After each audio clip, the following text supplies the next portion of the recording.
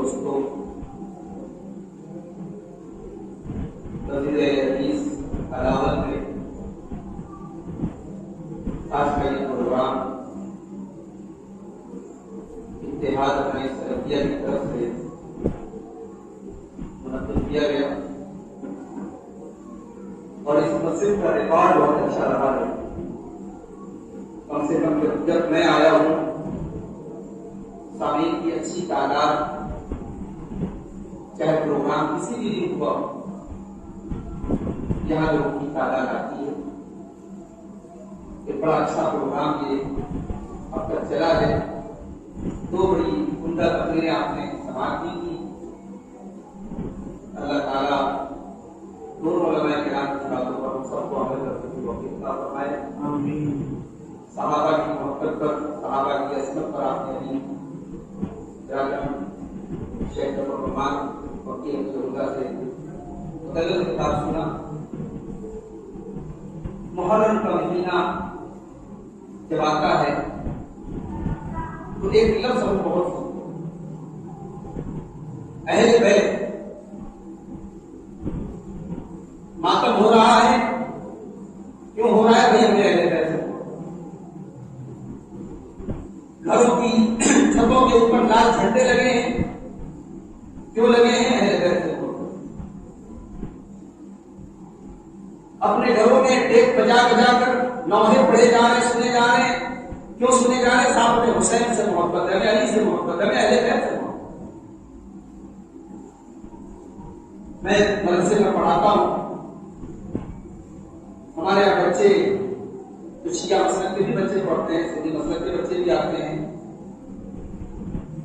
ایک بچے کی سے میں نے ایک نعت کا لفظ سنا، بچہ شیعہ نہیں، بچہ سنی گھر کا ہے، وہ ایک نعت پڑھ رہا تھا، وہ یہ سمجھ رہا تھا کہ یہ نعت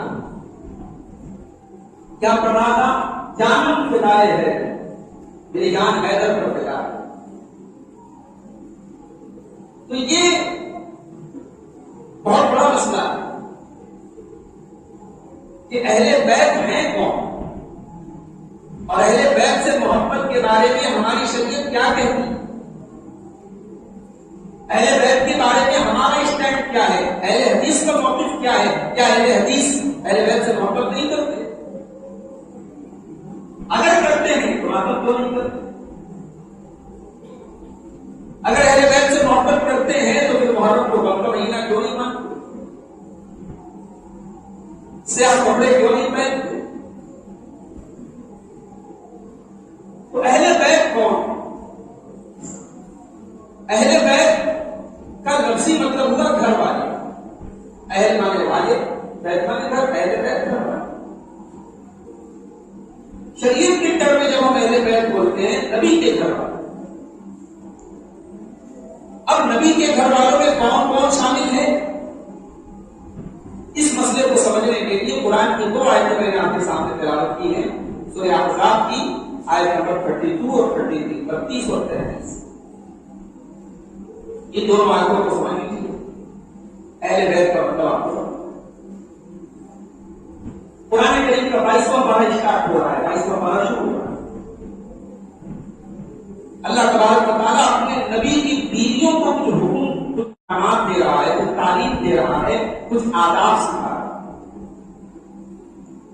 یا نساء النبی لستن کاحد من النساء اتقیتن، اے نبی کی عورتوں، اے نبی کی بیویوں، تم عام عورتوں کی طرح نبی ہو، اگر تم اللہ تعالیٰ سے ڈرنے والی ہو، تم متقی ہو، تم پرہیزگار ہو۔ فلا تخضعن بالقول، تو اے نبی کی عورتوں تم کسی غیر مرد کے ساتھ، نرمی کے ساتھ، لچک کے ساتھ، لوچ کے ساتھ، مٹھاس کے ساتھ کبھی تم بات مت کرنا۔ یہاں یہ بات یاد رکھو، نبی کی بیویاں ہم سب کی ماں ہیں، سارے اہل ایمان کی ماں ہیں۔ ماں کی طرح ان کا ادب کرنا ہے، ماں کی طرح ان کا احترام کرنا ہے۔ مگر قرآن ان عورتوں سے بھی کہہ رہا ہے کہ تم جو غیر مرد ہیں، اگرچہ وہ مومن ہے تو تم ان کی ماں ہو، مگر تمہیں ان کے ساتھ بات چیت اگر کرنا ہے تو نرمی کے ساتھ بات میرے بھائیوں، آج ہمارے گھر کی عورتیں مارکیٹ جاتی ہیں، مارکیٹ جانا گناہ نہیں ہے، شاپنگ کرنا گناہ نہیں ہے، ضرورت کے تحت گھر سے نکلنا گناہ نہیں ہے، لیکن مسئلہ یہ ہے کہ آپ کا لب و لہجہ اور آپ کے بات کرنے کا انداز کیسا ہے۔ قرآن کریم ایک عورت کو، نبی کی عورتوں کو تعلیم دے کر کے قرآن کریم ساری مسلمان عورتوں کو یہ تعلیم دے رہا ہے کہ اگر کبھی غیر مرد سے بات کرنے کی نوبت آ جائے تو تمہارے بات کرنے کا انداز کیسا ہو۔ فَلَا تَخْضَعْنَ بِالْقَوْلِ، تم نرمی کے ساتھ بات نہ کرنا، وَيَطْمَعَ الَّذِي فِي قَلْبِهِ مَرَضٌ، ورنہ جس کے دل میں شہوت کی بیماری ہوگی، جس کے دل میں زناکاری اور بدکاری کا نشہ ہوگا، ہو سکتا ہے کہ تمہاری میٹھی زبان اور میٹھی بات سے اس کے دل میں کچھ امید کے پودے نکل جائیں، کچھ امیدیں پیدا ہو جائیں، خبردار تم اس کی امیدوں کو توڑ دینا، تم نرمی کے ساتھ بات نہ کرنا۔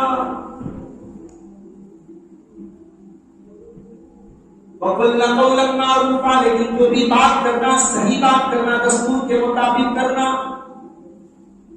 وَقَرْنَ فِي بُيُوتِكُنَّ، اور اے نبی کی عورتوں تم اپنے گھروں کے اندر جمی رہنا، تم گھر سے بلا ضرورت نہ نکلنا، تمہارا دائرہ گھر کے اندر ہونا چاہیے، تمہارے کام کرنے کی جگہ تمہارا گھر ہونا چاہیے، تم گھر کے باہر بلا ضرورت نہ نکلنا۔ اللہ کے نبی کی بیوی تھی حضرت سودا رضی اللہ تعالیٰ، جب اللہ کے نبی حج کرنے گئے تو آپ کی ساری بیویاں بھی جتنی اس وقت باحیات کی زندہ بھی سب حج کرتے تھے، لیکن اس کے بعد اللہ کے نبی کی وفات کے بعد بھی آپ کی دوسری بیویاں حج کرنے جاتی تھی۔ حضرت سودا کے لیے میں حج نہیں کرے گا، میرے اوپر ایک بار حج پڑتا میں نے کر لیا، اب میں نہیں جاؤں گی، اور قرآن کی یہی آیت پڑھتی تھی وَقَرْنَ فِي بُيُوتِكُنَّ۔ دیکھو اللہ کیا کہہ رہا ہے کہ اپنے گھر کے اندر ہو، ہم نے حج کر لیا، ہمارا فریضہ اللہ تعالیٰ کا جاری ہو، ایسی عورتیں قرآن پر عمل کرنے کا کیسا چیز، اللہ حکم دے رہا ہے وَقَرْنَ فِي بُيُوتِكُنَّ، اپنے گھروں میں بیٹھی ہو، رکی ہو۔ وَلَا تَبَرَّجْنَ تَبَرُّجَ الْجَاهِلِيَّةِ الْأُولَىٰ، اور کبھی تمہیں اگر گھر کے باہر نکلنا پڑے تو دور جاہلیت کی طرح تم بن سور کر کے، میک اپ کر کے، سج دھج کر کے نہ نکلنا۔ گھر سے اگر نکلنا ہے تو سمپل طریقے سے، سادہ طریقے سے، خوشبو وغیرہ بغیر لگائے ہوئے اور نقاب کے ساتھ، پردے کے ساتھ۔ اس کے بعد فرمایا وَأَقِمْنَ الصَّلَاةَ، اور اے نبی کی عورتوں تم نماز قائم کرنا، وَآتِينَ الزَّكَاةَ، اور زکات ادا کرنا۔ اس کا مطلب کہ اگر عورت کے پاس اپنی پرسنل کچھ سیونگ ہے، اس کے اپنے زیورات ہیں، اس نے کچھ پیسے اپنے بچا کے رکھے ہیں اور وہ پیسے کے ساتھ کو پہنچتے ہیں تو عورت اس کی زکات ادا کرے۔ شوہر نکالتے بڑی اچھی بات ہے، لیکن شوہر اگر نہیں نکالتا تو بیوی کی ذمہ داری ہے، مال اس کا ہے، اس کی پراپرٹی ہے، اس کی چیز ہے، وہ زکات ہے۔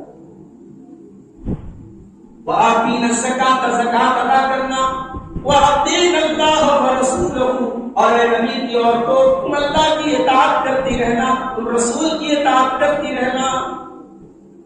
اب سنیے گا ذرا، انما یرید اللہ لِيُذْهِبَ عَنکُمُ الرِّجْسَ أَهْلَ الْبَیْتِ، اللہ تبارک و تعالیٰ تم سے گندگی کو دور کرنا چاہتا ہے، اے نبی کی اہل بیت، اے نبی کے گھر والوں۔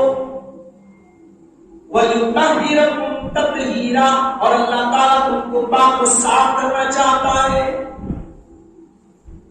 میں نے دو آیتوں کا ترجمہ آپ کے سامنے، اب یہاں ایک سوال پیدا کہ دوسری آیت میں اللہ نے کہا کہ اے نبی کے اہل بیت، اللہ تم سے گندگی کو دور کرنا چاہتا ہے۔ سوال یہ کہ اہل بیت سے مراد یہاں کون ہے؟ تو ایک طبقہ کہتا ہے کہ اہل بیت سے مراد پنجتن۔ پنجتن کون ہے؟ محمد، علی، فاطمہ، حسن، حسین۔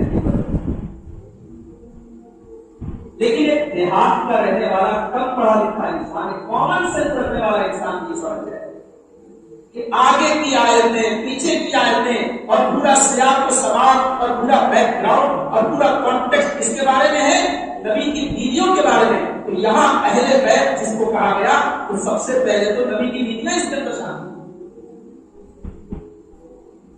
حاجی صاحب کے گھر میں شادی، حاجی صاحب نے مجھے شادی کا کارڈ ڈالا، عبدالغفار صاحب آپ کی دعوت ہے، اور کارڈ میں لکھا تھا شیخ عبدالغفار سلفی بن مہدی۔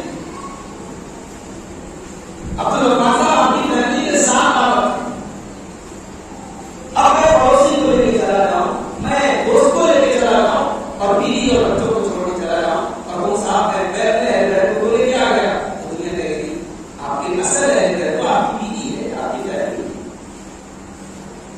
تو یہ کتنا بڑا سوال چھوٹے رہتا ہے، یہ کتنا ہوگا، کتنی بڑی مکاری ہے کہ محبت اہل بیت کا ڈھونگ رکھنے والے نبی کی بیویوں پر اہل بیت شامل ہیں، جن کو قرآن کہہ رہا ہے کہ اہل بیت۔ چلیے ایک دلیل اور ہے، ہمارے آواز سے کہنا آدمی کو سامان لے کر تو جھیلوا کچھ لے لیتا ہے، تو جھیلوا لے لیتے ہیں، تو اوریجنل دلیل ہوگی، جھیلوا لے لیتے ہیں۔ قرآن کریم کا کیا ہوگا؟ سورہ ہود، حضرت ابراہیم کا واقعہ چلتا، اللہ کے فرشتے حضرت ابراہیم کے گھر آئے انسان کی شکل، ابراہیم علیہ السلام نے سمجھا کہ مہمان آئے ہیں، گوشت بنا کے لائے بکرے کا، فرشتوں نے ہاتھ نہیں لگایا، ابراہیم علیہ السلام گھر گئے، کون لوگ ہیں؟ انہوں نے کہا فرشتے۔ پھر ان فرشتوں نے کہا کہ اے ابراہیم ہم آپ کو بیٹے کی بشارت سنانے آئے، آپ کی بیوی سارا جو وہیں پر کھڑی تھی، کہا اس سے آپ کو بیٹا پیدا ہوگا، اس کا نام اسحاق ہوگا، اور اس کا بھی ایک بیٹا ہوگا، اس کا نام یعقوب ہوگا۔ حضرت سارا ہنسنے لگے، یا ویلتا اَأَلِدُ وَأَنَا عَجُوزٌ، کہنے لگی ہائے میری کمبختی، ہائے میری بربادی، ارے میں تو بڑھیا ہو گئی، 70 سال کی، مجھے بیٹا ہوگا؟ اس میرے جو شوہر ہیں یہ بوڑھے ہو گئے، ہمارے جیسے بڈھا بڈھی کو بیٹا ہوگا، کیا بات کر رہے ہو؟ حضرت سارا ہنسنے لگی، تو فرشتوں نے کیا جواب دیا؟ قالوا أتعجبين من أمر الله، فرشتوں نے کہا کہ اے سارا کیا تمہیں اللہ تعالیٰ کے حکم پر بھی تعجب ہو رہا ہے؟ جب اللہ تعالیٰ کا یہ حکم ہو چکا ہے، یہ فیصلہ ہو چکا ہے کہ تمہیں بیٹا پیدا ہوگا، تو پھر اس میں حیرت کرنے کی کوئی بات ہی نہیں ہے۔ قالوا أتعجبين من أمر الله، کہا کیا تم اللہ کے حکم پر تعجب ہو رہا ہے؟ رحمت اللہ وبرکاتہ علیکم اہل البیت، اے ابراہیم کے اہل بیت، اے ابراہیم کے گھر والوں، تم پر اللہ کی رحمت ہو، تم پر اللہ کی برکت ہو، انہ حمید مجید، اللہ تعالیٰ کو قابل تعریف ہے، بزرگ و برتر ہے۔ اور وہاں پہ صرف دو لوگ موجود، حضرت ابراہیم اور ان کی بیوی سارا، اور فرشتوں نے ابراہیم علیہ السلام اور ان کی بیوی سارا سے کیا کہا؟ اے اہل بیت، اے ابراہیم کے اہل بیت۔ پتہ یہ چلا کہ کسی کی بیوی سب سے پہلے اس کے اہل بیت ہے۔ تو یہ مسئلہ 2+2=4 کے جیسے بالکل کلیئر ہو گیا، جیسے 2 تو 4 ہوتا ہے، ویسے ہی جب ہم نبی کے اہل بیت بولتے ہیں تو نبی کے اہل بیت میں سب سے پہلے نبی کی بیویاں شامل۔ اب ایک اور حدیث اپنے سامنے، یہ حدیث آپ کو ملے گی صحیح مسلم کے اندر۔ حدیث کے راوی کون ہیں؟ اللہ کے نبی کے بڑے بزرگ صحابی ہیں، جلیل القدر صحابی ہیں، حضرت زید بن ارقم رضی اللہ عنہ۔ حضرت زید بن ارقم کے پاس 3 تابعین آئے، تینوں کا نام کیا تھا؟ یزید بن حیان، حسین بن صبرہ اور عمر بن مسلم۔ 3 تابعی آئے اس کے پاس حضرت زید بن ارقم۔ اس زمانے میں نا موبائل نہیں تھا کہ جب دین کا علم حاصل کرنا ہو، دین کی بات ہوتی ہے تو یوٹیوب کرا دو سنو۔ اس زمانے میں چل کر کے جاتے تھے علماء۔ آج تو ہم کو آسانی کے لیے علماء ہماری اسکرین پہ آ گئے، ہمارے موبائل پہ آ گئے، مگر پھر بھی ہمارے نوجوانوں کو بیچاروں کو جو ہے گانے بجانے اور الٹی سیدھی چیزیں سننے سے فرصت ہی نہیں ملتی۔ تو اس زمانے میں لوگ علماء کے پاس چلتے جاتے ہیں، اور اصول بھی یہی ہے کہ علماء کے پاس علم ہے اور آپ کو علم چاہیے تو اصول یہی ہے کہ پیاسا ہونے کے پاس جائے۔ اگر آپ کو کسی چیز کی معلومات حاصل کرنی ہے تو آپ علماء کے پاس چل کے جائیں، اصول تو نہیں۔ یہ الگ بات ہے، ہمیں اس دور میں اصول بدل ڈالے رسول ہی۔ تو یہ 3 تابعین آئے حضرت زید بن ارقم، کہا کہ اے زید بن ارقم لقد لقیت خیرا کثیرا، آپ اللہ کے نبی کے صحابی ہیں، آپ کو اللہ تعالیٰ نے بہت ساری بھلائیوں سے نوازا۔ لقیت رسول اللہ، آپ اللہ کے رسول سے ملاقات کر چکے ہیں، وہ سمعت منہ حدیث، آپ اللہ کے نبی کی حدیثوں کو سنتے تھے، تو غزوت معه، آپ نے نبی کے ساتھ غزوات میں شرکت کی ہے، جہاد کیا ہے۔ اے زید بن ارقم، ہمیں رسول اللہ کی کوئی ایسی حدیث سنا دیجیے جس کو ہم یاد کریں۔ حضرت زید بن ارقم نے کہا کبر سنی وقدم عہدی، میرے بھائیوں میں تو پورا ہو گیا، میرا زمانہ بڑا پرانا ہو گیا ہے، میری یادداشت تو پہلے جیسی نہیں ہے، اگر میں کوئی چیز تم کو سنا رہا ہوں اس کو لے لو، اور جو چیز نہ سنا پاؤں چھوڑو، جتنا مجھے یاد ہے اتنا تم کو سنا۔ کہا کہ ایک مرتبہ اللہ کے رسول ایک تالاب کے پاس جو مکہ اور مدینہ کے بیچ میں تھا، اس تالاب کا نام تھا غدیر الخلد، کہاں پر آپ پڑھے خطبہ دے رہے، اور آپ نے خطبے میں لوگوں سے کہا ایھا الناس انما انا بشر، اے لوگوں میں انسان ہوں، یوشک ان یاتینی رسول ربی، ہو سکتا ہے کہ موت کا فرشتہ میرے پاس آ جائے، فاجیبا، اور میں اللہ کو پیارا ہوں۔ اے لوگوں میری موت کا وقت ہو سکتا ہے قریب آ گیا ہوں، میں اللہ کو پیارا ہو جاؤں۔ وَإِنِّي تَارِكٌ فِيكُمْ ثَقَلَيْنِ، میں 2 بھاری چیزیں تمہارے درمیان چھوڑ کے جا رہا ہوں، 2 بھاری چیزیں، 2 وزندار چیزیں، 2 ایسی چیزیں جن کو سنبھالنا بڑا مشکل ہے، چھوڑ کے جا رہا ہوں۔ اولہما کتاب اللہ، پہلی چیز اللہ کی کتاب ہے، قرآن ہے، فیہ الہدی والنور، اس قرآن کے اندر ہدایت ہے، اس قرآن کے اندر روشنی ہے، فخذوا بہ واستمسکوا بہ، اس قرآن کو پکڑ لو، اس قرآن کو تھامو۔ اللہ کے نبی نے لوگوں کو قرآن کے اوپر بٹھایا۔ اس کے بعد آپ نے فرمایا وَأَهْلُ بَيْتِي، اور میں اپنے اہل بیت کو چھوڑ کے جا رہا ہوں، اذکرکم اللہ فی اہل بیتی، اذکرکم اللہ فی اہل بیتی، اذکرکم اللہ فی اہل بیتی۔ اور لوگوں، میں تمہیں اپنے اہل بیت کے بارے میں اللہ سے ڈرنے کی تلقین کرتا ہوں، میرے اہل بیت کے بارے میں تم اللہ سے ڈرتے رہنا، تم اللہ سے ڈرتے رہنا، تم اللہ سے ڈرتے رہنا۔ یہ 3 بار آپ نے یہ بات کہی۔ جب حضرت زید بن ارقم کی حدیث سنا تو حضرت حسین بن صبرہ نے کہا کہ اے زید بن ارقم، ایک بات کی وضاحت چاہتا ہوں، الیس نساؤہ من اہل بیتہ، کیا اللہ کے نبی کی بیویاں آپ کے اہل بیت میں شامل نہیں ہیں؟ حضرت زید بن ارقم نے کہا نہیں، ایسی کوئی بات نہیں ہے، نساؤہ من اہل بیتہ، اللہ کے رسول کی بیویاں تو آپ کے اہل بیت میں شامل ہیں، آلریڈی شامل ہیں، ولیکن اہل بیتہ من حرم علیہ الصدقہ، لیکن اصل میں اہل بیت کا مطلب یہ ہے کہ اللہ کے نبی کے خاندان کے وہ سارے لوگ جن کے اوپر صدقہ حرام ہے، تو صدقہ کا مال نہیں کھا سکتے، زکات کا مال نہیں کھا سکتے۔ کون ہے وہ لوگ؟ فرمایا وہ لوگ آل علی ہیں، آل عقیل ہیں، آل جعفر ہیں، آل عباس، یعنی اللہ کے رسول کے دادا عبد المطلب کے خاندان کے جتنے مسلمان لوگ ہیں وہ سب آپ کے رہتے ہیں۔ دوسری روایتوں سے یہ پتہ چلتا ہے کہ اللہ کے نبی کے پردادا ہاشم کی اولاد میں جتنے مسلمان ہیں وہ سب آپ کے رہتے ہیں۔ اور ایک اور روایت سے یہ معلوم ہوتا ہے کہ اللہ کے نبی کے پردادا کے بھائی تھے مطلب کے خاندان کے جتنے لوگ مسلمان ہیں وہ سب رہتے ہیں۔ تو یہ سارے کے سارے لوگ، نبی کا یہ پورا خاندان، آپ کے دادا کی اولاد، آپ کے پردادا کی اولاد، آپ کے چچیرے پردادا کی اولاد، اس میں جتنے مسلمان ہیں وہ سب آپ کے شامل۔ اب ظاہر ہے حضرت علی رضی اللہ تعالیٰ عنہ اللہ کے نبی کے چچا ابو طالب کے بیٹے ہیں، تو وہ بھی آپ کے اہل بیت میں شامل ہیں۔ حضرت عباس آپ کے چچا ہیں، وہ بھی آپ کے اہل بیت میں شامل ہیں۔ حضرت عقیل آپ کے چچا ہیں، وہ بھی آپ کے اہل بیت میں شامل ہیں۔ تو آپ کے جتنے چچا ہیں ان کی جو خاندان ہے وہ سب آپ کے اہل بیت میں شامل ہیں۔ لیکن جن کو بنجتن کہا جاتا ہے، اللہ کے رسول کے علاوہ جو 4 لوگ ہیں، حضرت علی، حضرت فاطمہ، حضرت حسن اور حسین، یہ لوگ بھی اہل بیت میں شامل ہیں. یہ مسئلہ ہے. اور بڑی عجیب بات آپ کو بتاؤں، محرم کے مہینے میں اہل بیت کی فضیلت پر جو لوگ تقریر کرتے ان کے منہ سے کبھی جھوٹے منہ بھی حضرت عائشہ کا نام آپ نہیں سنتے. حضرت عائشہ سے خوش رہتے ہیں وہ.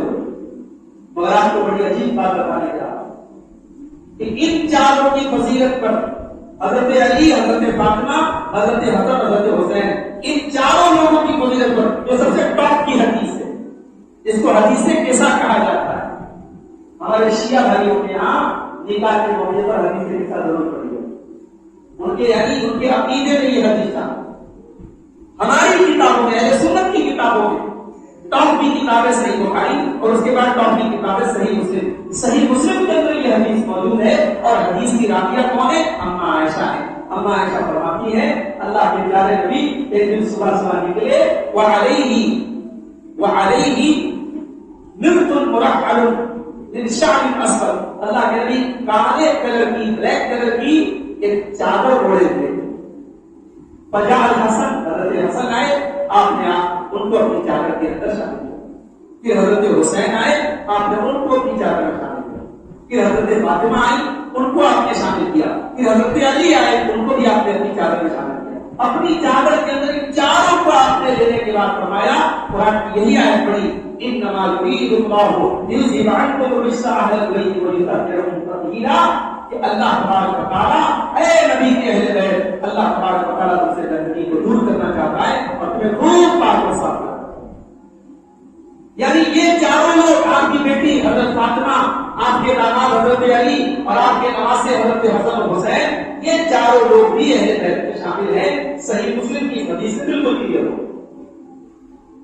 ایک اور حدیث اپنے سامنے ترمذی کے اندر کی حدیث کی راویہ ہے اللہ کے پیارے نبی کی بیوی، ہم سب کی ماں حضرت ام سلمہ رضی اللہ تعالیٰ عنہا. وہ کہتی ہے کہ اللہ کے نبی نے ایک دن میرے پاس اللہ کے نبی بیٹھے ہوئے تھے، چادر اوڑھ کر کے بیٹھے ہوئے تھے.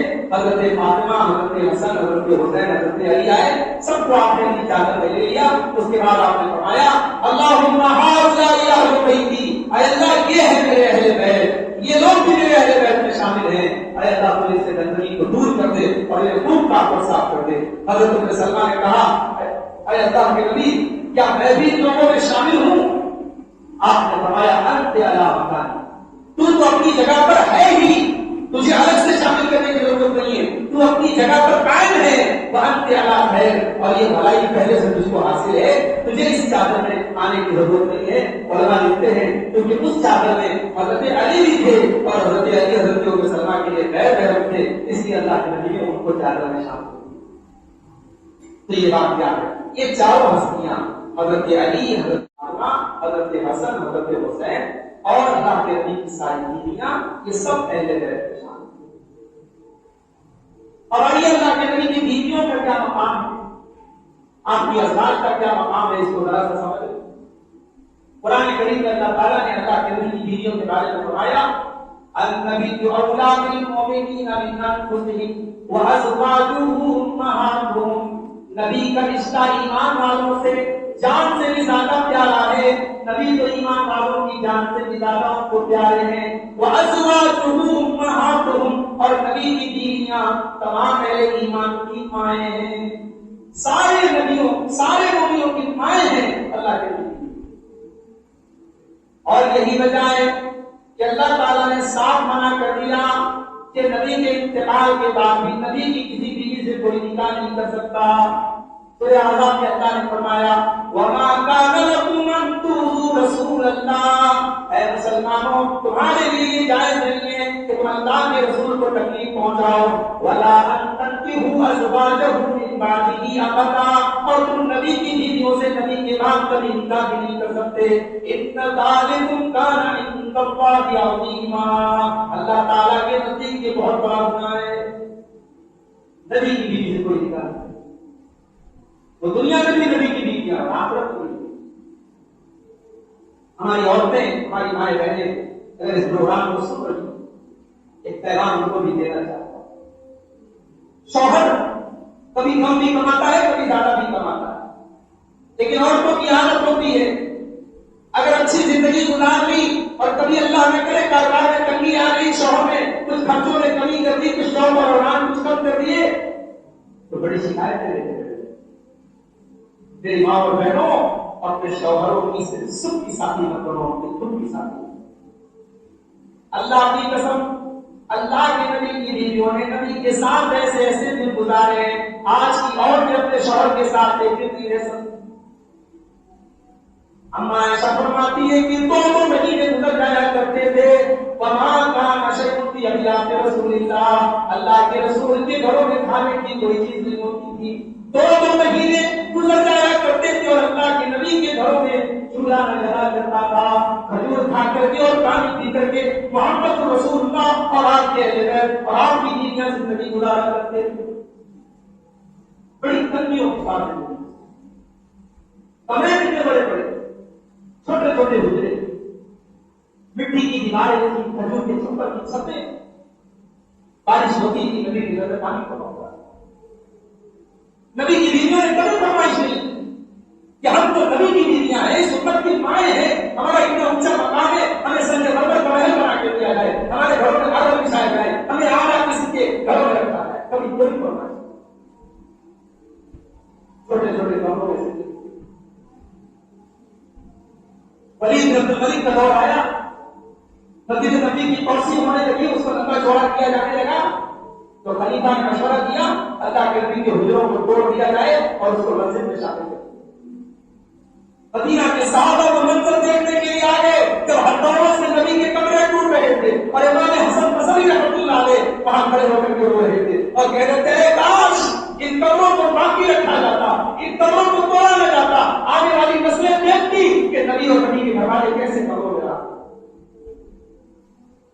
نبی کی بیویوں نے بڑی مصیبتیں اٹھائی۔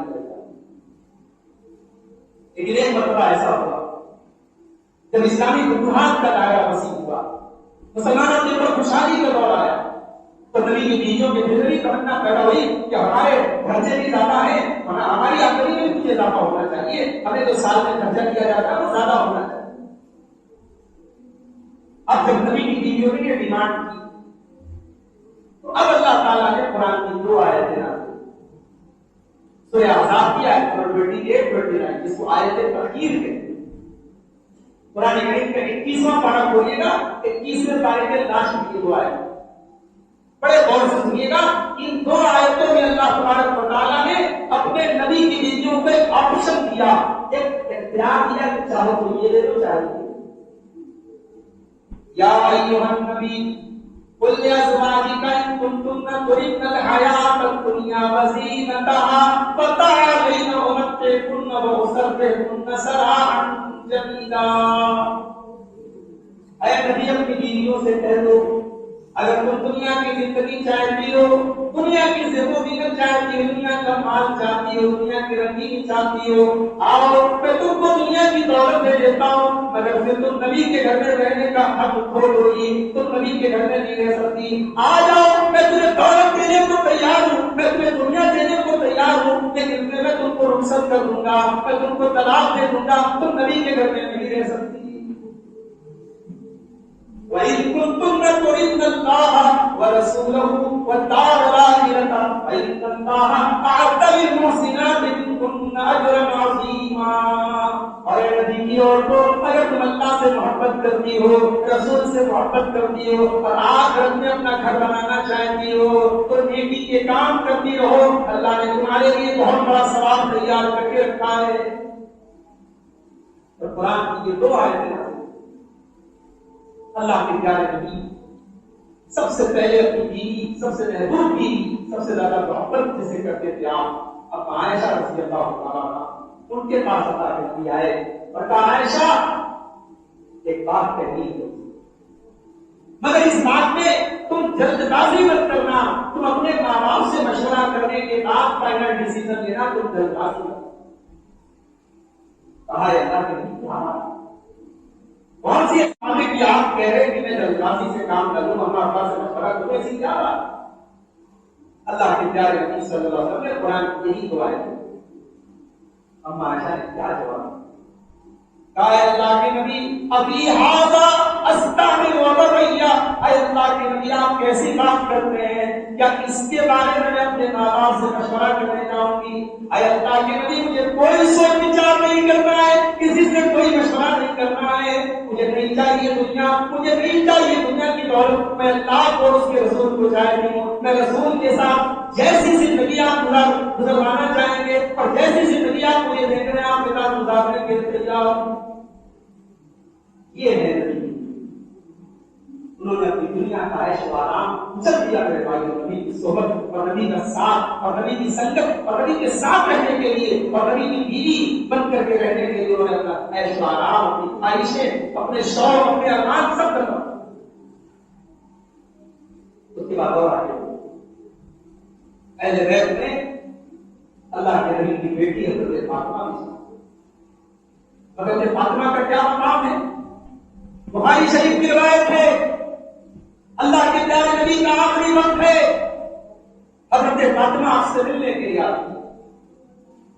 حدیث کے الفاظ ہیں، ہم عائشہ روایت کرتی ہیں، جب حضرت فاطمہ آتی ہیں، ماں کانت تبقی مشیتھا من مشیت رسول اللہ، فاطمہ کے چلنے کا انداز بالکل رسول کے چلنے کے جیسا تھا، اور لوگوں تم نے تو کہانیاں بنا دی کہ صحابہ اور اہل بیت ایک دوسرے کے دشمن تھے، اما عائشہ کو حضرت فاطمہ کی دشمن تھی، اما عائشہ کو حضرت علی کی دشمن تھی، نعوذ باللہ، تم نے تو کہانیاں بنا کے رکھی ہے، مگر یہ حدیث کے الفاظ کیا کہتے ہیں؟ حضرت فاطمہ کی فضیلت بیان کر رہی ہے اما عائشہ کہتی ہے کہ فاطمہ کے چلنے کا انداز بالکل ویسا ہی تھا جیسے رسول اللہ کے چلنے کا انداز تھا۔ نبی کی اس بیٹی سے بہت پیار، نبی بیمار ہے، آخری ٹائم اپنی بیٹی کو دیکھا، نبی کی جان میں جان آ گئی، نبی اٹھ کے لیٹے تھے، اٹھ کے رہے تھے، آپ نے کہا مرحبا بالنبی، میں اپنی بیٹی کا خیر مقدم کرتا ہوں، میری بیٹی کا آنا مبارک ہو، آپ نے اپنی بیٹی کو اپنے بازو یا اپنے بغل رکھا، پھر آپ نے حضرت فاطمہ کے کان میں چپکے سے کوئی بات کہی، وہ بات سن کر حضرت فاطمہ رونے لگی، تھوڑی دیر کے بعد آپ نے کوئی اور بات کہی، حضرت فاطمہ ہنسنے لگی۔ اما عائشہ فرماتی ہیں مجھے بڑا تعجب ہوا جب حضرت فاطمہ وہاں سے اٹھ کر کے جانے لگی، میں نے حضرت فاطمہ سے کہا ایسی کون سی بات اللہ کے نبی نے آپ کے کان میں کہی کہ ابھی آپ رونے بھی لگی، پھر آپ ہنسنے بھی لگی؟ حضرت فاطمہ نے کہا یہ اللہ کے رسول کا راز ہے اور میں آپ کا راز آپ کی زندگی میں نہیں کھول سکتا۔ جب اللہ کے نبی کی وفات ہو گئی، بعد میں موقع آیا، اما عائشہ نے پھر حضرت فاطمہ سے سوال کیا، اے میری بیٹی میں تیری ماں ہوں اور میرا تیرے اوپر حق ہے، میں تجھ سے پوچھنا چاہتی ہوں اس آخری ٹائم میں اللہ کے نبی نے تیرے کان میں کیا کہا تھا؟ تاکہ ہاں آج میں آپ کو بتا دوں۔ اما عائشہ نبی اکرم نے میرے کان میں کہا تھا انه كان جبريل يعارضني كل عام مرة، جبریل ہر سال میرے پاس ایک مرتبہ قرآن کا دور کرنے کے لیے آیا کرتے تھے، وَإِنَّهُ قَدْ عَارَضَنِي، اور اس سال انہوں نے 2 مرتبہ میرے اوپر قرآن کا دور کیا ہے، وَإِنِّي عَلَى الْأَجَلَ إِنَّا قَدْ آتَانِي، مجھے ایسا لگتا ہے کہ اپنی موت کا ٹائم قریب آ چکا ہے، فَاتَّقِ اللَّهَ وَاصْبِرِي، اے میری بیٹی فاطمہ جب میں دنیا سے چلا جاؤں تو تم اللہ سے ڈرتی رہنا اور تم صبر کا نام مت چھوڑنا۔ نبی اپنی بیٹی سے کہہ رہے صبر، جا کے کوئی کہہ دے حسین رضی اللہ تعالیٰ کا کلام بنانے والا، یہ حسین کے نانا کی تعلیم ہے جو حسین کی ماں کے کان میں حسین کے نانا نے کہا کہ میرے مرنے پر تجھے کوئی معلوم نہیں کرنا، میری وفات پر تجھے کوئی گریبان نہیں چاک کرنا ہے، کوئی تھپڑ نہیں مارنا ہے، کوئی کالے کپڑے نہیں پہننا ہے، اے میری بیٹی فاطمہ میرے دنیا کے جانے کے بعد صبر کرنا اور اللہ سے ڈرنا۔ اس پر حضرت فاطمہ رونے لگی، ساروں قطار رونے لگی، پھر آپ نے اپنی بیٹی فاطمہ سے فرمایا اما ترضینا، اے میری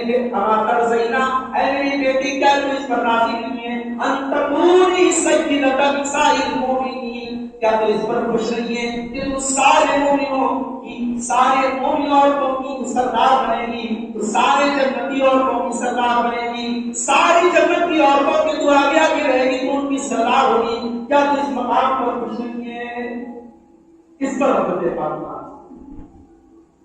یہ حضرت فاطمہ بخاری کے